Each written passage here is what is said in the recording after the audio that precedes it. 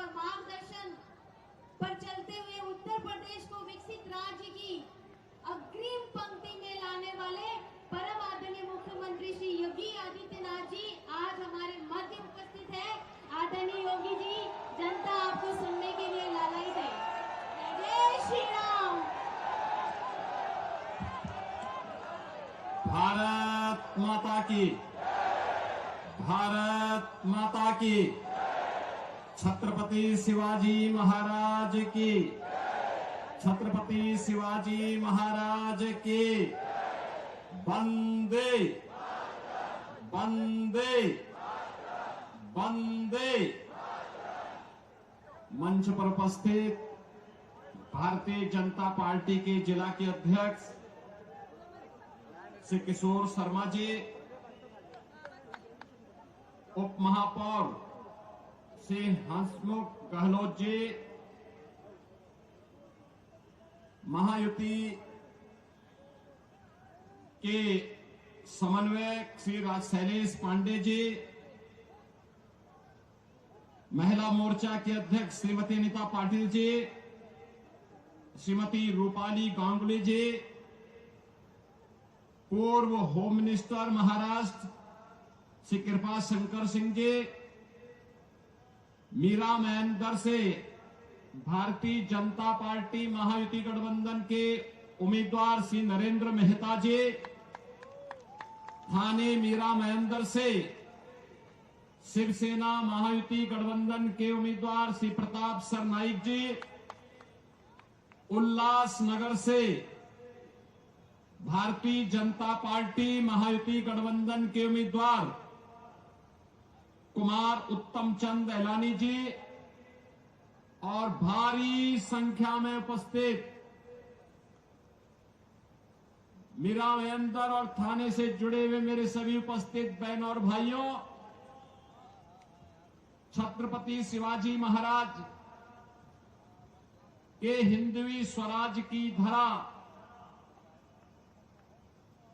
अटक से कटक तक एक राष्ट्र की परिकल्पना देने वाले पेशवा बाजीराव की पावन धरा स्वराज मेरा जन्मसिद्ध अधिकार है, गणनायक से लोकनायक बनने की ये पावन धरा जिन्होंने तिलक को लोकनायक बनाया, देश के प्रथम स्वातंत्र समर को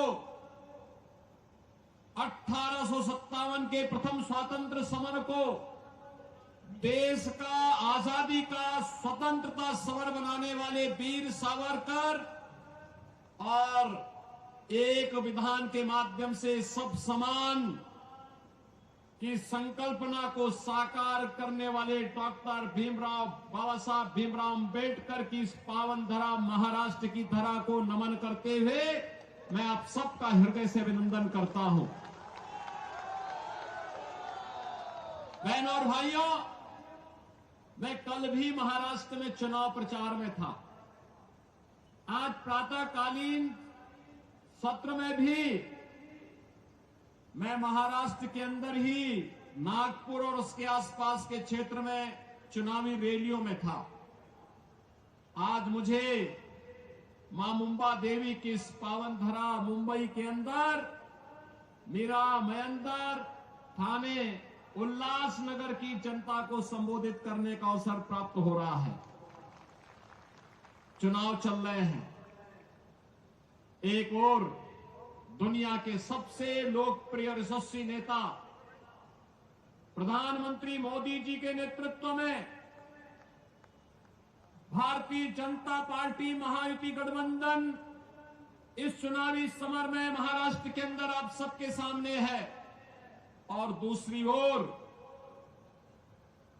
जिनकी न नीति है न राष्ट्र के प्रति कोई अच्छी नियत है न नैतिक बल ही रह गया है, ऐसा अनैतिक अनाड़ी गठबंधन के रूप में महाअघाड़ी भी आपके बीच में इस चुनावी समर में है। बहनों और भाइयों,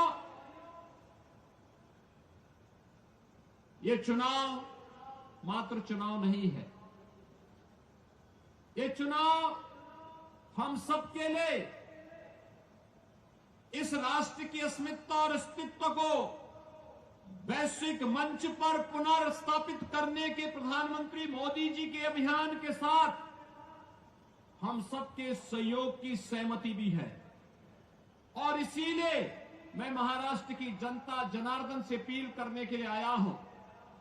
हमने बदलते हुए भारत को देखा है पिछले 10 वर्ष के अंदर।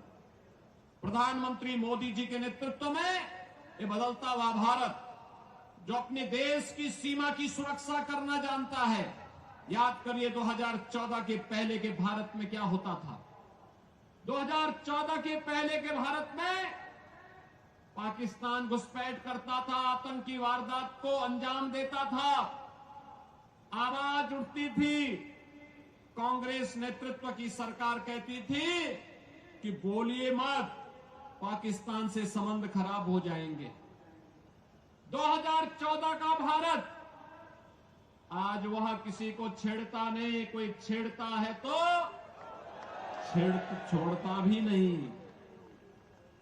आज तो भारत की सीमा सुरक्षित है, दुश्मन घुसपैठ नहीं कर पाता है, आतंकी वारदात को अंजाम नहीं दे पाता है, बल्कि एक और भारत अपने 80 करोड़ लोगों को फ्री में राशन की सुविधा का लाभ दे रहा है और दूसरी तरफ पाकिस्तान 23 करोड़ की मात्र आबादी वहां वह भी भूखों से मरने के लिए तड़प रही है। बहनों और भाइयों, देश के अंदर आज सुरक्षा का वातावरण है। आतंकवाद की जड़ कश्मीर की धारा 370 समाप्त हुई। कांग्रेस अभी फड़क रही है कि इसको फिर से लागू किया जाए, लेकिन प्रधानमंत्री मोदी जी ने कह दिया है कि कांग्रेस की 4 पुस्त भी कश्मीर में धारा 370 को फिर से लागू नहीं कर सकती। आज देश के अंदर वर्ल्ड क्लास इंफ्रास्ट्रक्चर बन रहा है। Highway, railway, metro, IIT, IIM, AIIMS, 1 district 1 medical college, हर घर नल की योजना जैसी योजनाएं भी लागू हो रही हैं। तो गरीबों के कल्याण के लिए भी अनेक कार्यक्रम देश के अंदर चल रहे हैं। चाहे वह पीएम आवास की योजना हो, चाहे वह आयुष्मान भारत की योजना हो, चाहे वह नौजवानों के रोजगार की योजना हो, और चाहे लाडली बहना योजना के माध्यम से हर महिला के खाते में हर महीने 2100 रुपये देने की व्यवस्था हो।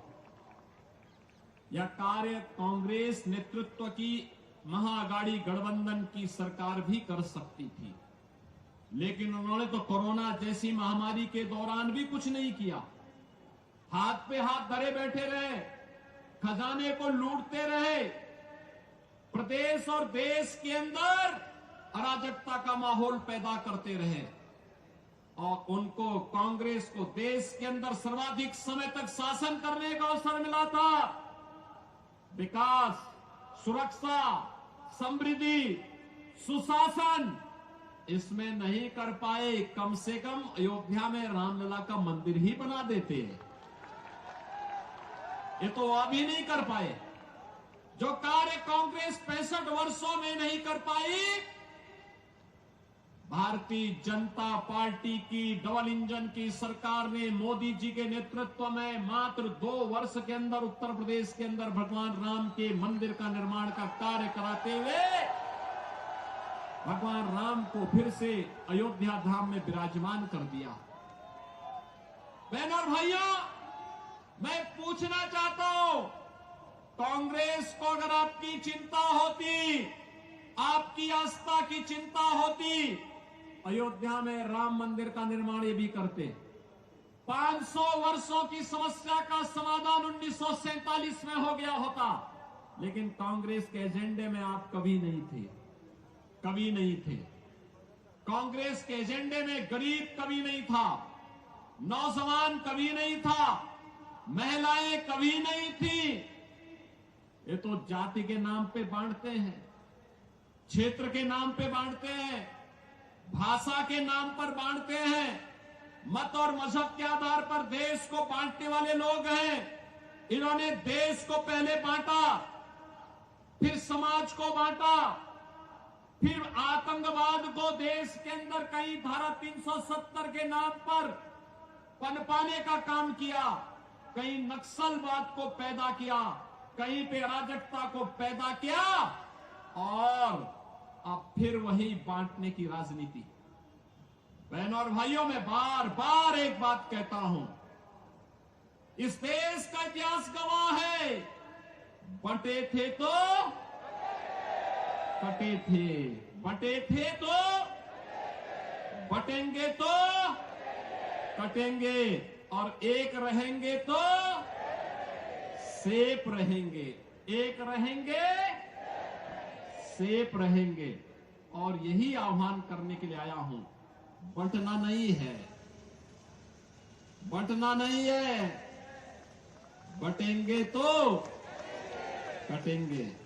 और इसलिए एक रह करके महायुति गठबंधन के नेतृत्व में भाजपा या शिवसेना या एनसीपी के जो भी उम्मीदवार प्रधानमंत्री मोदी जी के नेतृत्व में महाराष्ट्र के अंदर इस चुनावी समर में हैं, उन्हें विजयी बना करके भेजना है। और महायुति की भाजपा नेतृत्व और शिवसेना एनसीपी की सरकार महाराष्ट्र के अंदर फिर से बना के लेके आना है।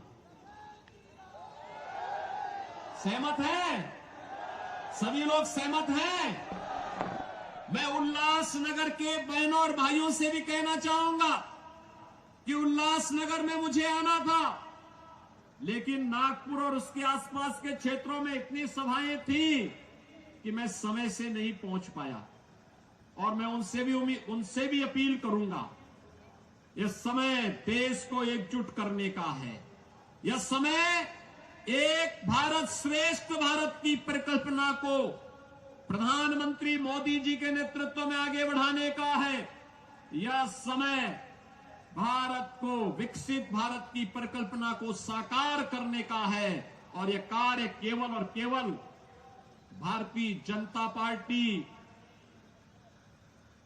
शिवसेना, एनसीपी नेतृत्व की महायुति गठबंधन ही कर सकता है। और इसी के लिए आप सबसे मेरी अपील है, भारतीय जनता पार्टी ने मीरा महेंद्र से श्री नरेंद्र मेहता जी को अपना उम्मीदवार बना करके आपके बीच उतारा है।